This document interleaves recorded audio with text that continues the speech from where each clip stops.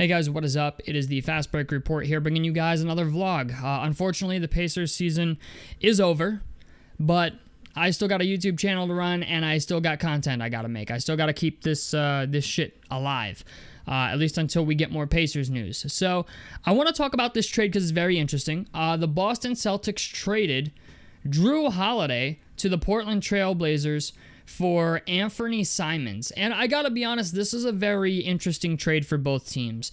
I know people look at this from a Portland standpoint and probably think, what the fuck are they doing? Which it makes, like, I get it. You know, you might be like, why would you trade 26-year-old Anfernee Simons for a 35-year-old Jrue Holiday, right? Whose contract is fucking insane, and give up 2 second-round picks?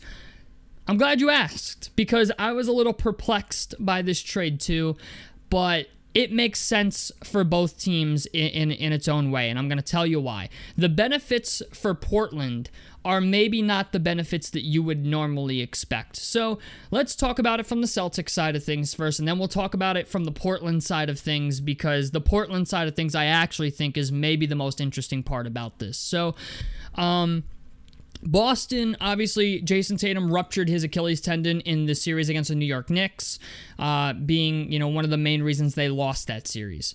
But Jason Tatum is likely not going to play this upcoming year, and if you're the Boston Celtics, you're paying an ass ton of money to a player in Jrue Holiday to be a player on a team that is not going to be contending this upcoming year. Yeah, they might make a solid playoff run. They'll still be a playoff team, but if you're the owner or the new owners of the Boston Celtics, odds are you're going to want to trim some fat salary cap-wise.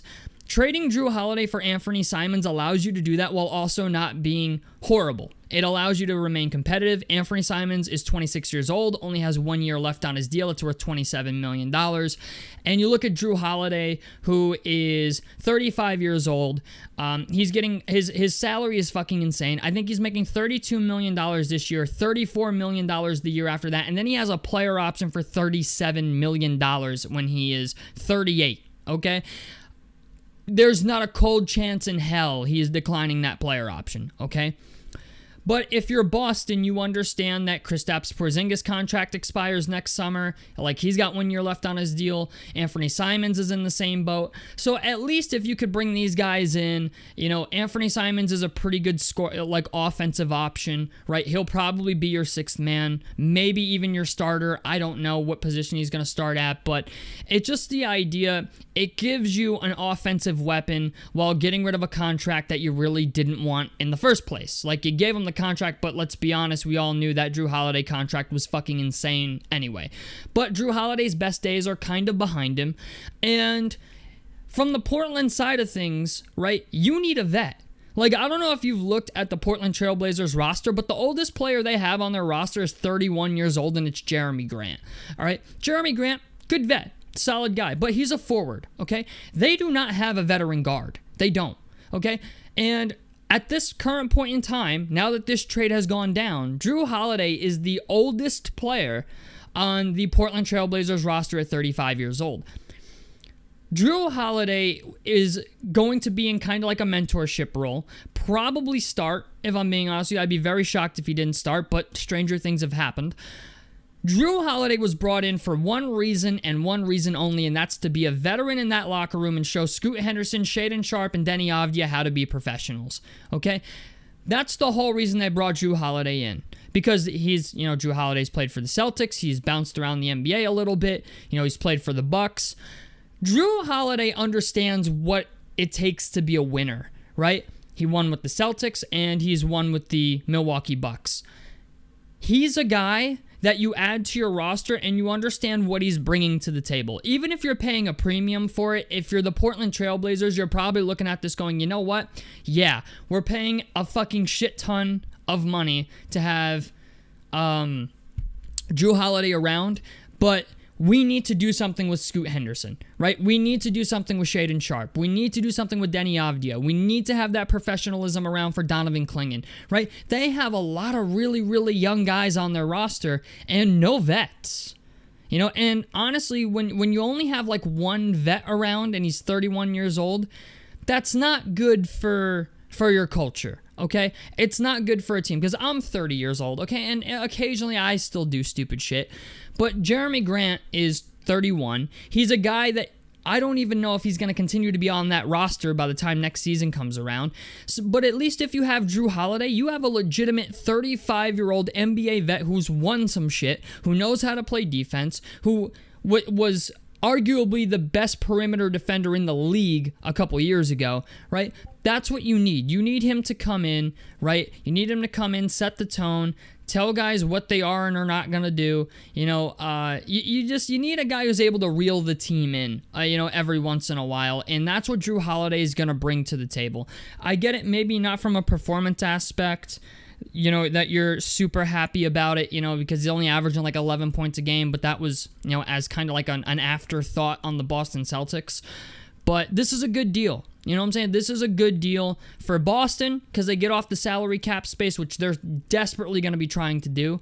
Because I would assume they want to bring back Porzingis, and if you have Jrue Holiday on your roster, that is simply not possible.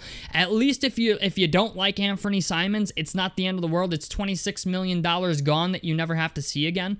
But you could maybe bring back Kristaps Porzingis on a cheaper deal and still kind of keep your core together for when Jason Tatum comes back.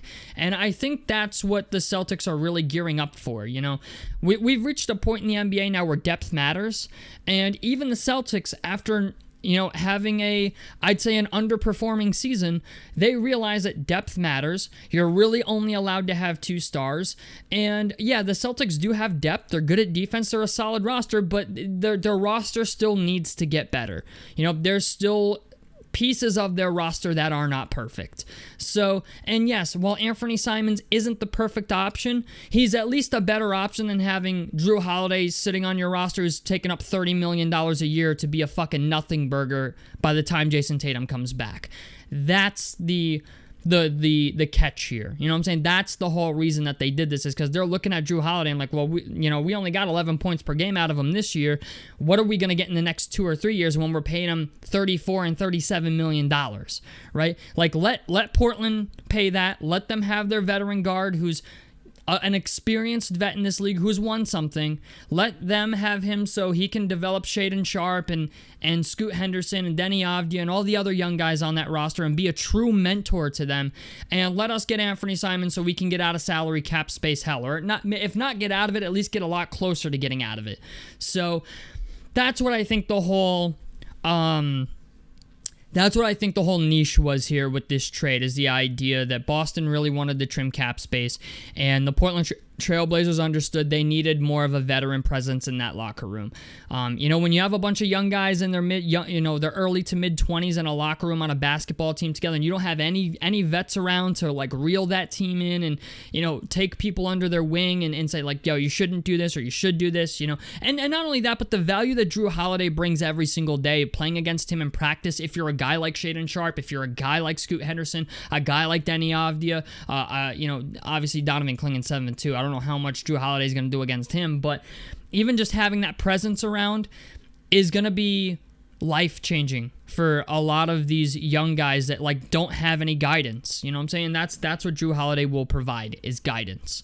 So I like it. I know it's not a sexy trade. I know it's a trade that a lot of people look at for face value and go, what the fuck? But if you look at it and really look at it, it makes sense from that lens. Like the Pacers with TJ McConnell, right? Like that's kind of the situation here with Jrue Holiday going to Portland. He's going to take on that mentorship role. He's going to be an impactful player that's going to get playing time. But the main reason that he's there is to help build up the young guys, to be that vet, to be the shoulder to lean on, because they really don't have it. Yeah, you have Jeremy Grant, but he's 31. Okay, you don't have like I said, they don't have a true OG on their fucking roster. And now you add Jrue Holiday, like I said, 35 years old. He's the oldest player on that roster now. So, and like they've only got 2 guys over 30, Jeremy Grant and Jrue Holiday now. And like I said, I don't know if Jeremy Grant's going to continue to be there. So when you don't have a lot of guys on that roster, if you don't have at least 3 guys, or at least 2 or 3 guys on that roster over the age of 30, it can become a fucking madhouse pretty quickly. So I like it. I understand the move. It's not a sexy move. Yeah, maybe there was a better move out there at some juncture, but I understand it. I understand it from both perspectives. So tell me what you guys think about this down below in the comment section below. A like helps me out. Subscribe if you guys want to see more on the Fast Break Report. And I'm out of this motherfucker. Peace, guys.